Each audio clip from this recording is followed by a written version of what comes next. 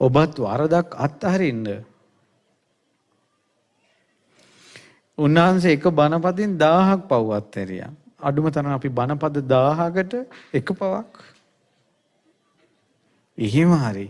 ඒ මුනිවරයන් වහන්සේ සරණ යන්න. අර එක දුවේකට දරුවන් නැතුව විවාහ වෙලා.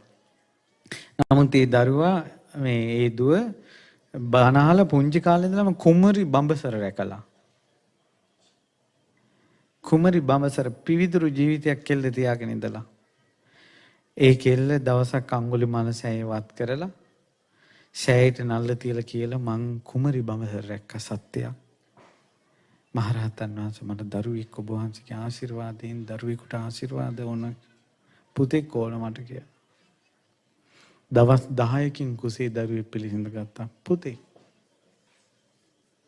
ධාතු නිදන් කළ නොකල සෑයෙන් පිහිට සැරසෙන හැටි. හැබැයි පිහිට ගන්න හිතක් තිබ්බා. ඊ තමයි සත්‍යයක් තිබ්බා. නුඹලාද පින්වත්නි හිතේ සත්‍යයක් ඇති කරගන්න. කොහොමද සත්‍යය? යම් දවසකද අඟුලිමාල මහරහතන් වහන්සේගේ උදාන ගාථා ඇසුවේ. උන්වහන්සේ දෙසූ ධර්මයේ යම් දවසකද ඇසුවේ.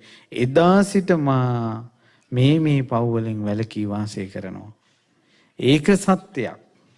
පරණ ගුණ කන්දල් ඕනේ. ඒ සත්‍ය අනුභවයෙන් සිත් වේවා කියලා තමන්ගේ ජීවිතේට පුදුම ආලෝකයක් ඇති කරගන්න පුළුවන්. පැහැදිලිද? ඉතින් ඒ නිසා අඟුලිමාල මහරහතන් වහන්සේ පුදන්නේ මේ විදිහට.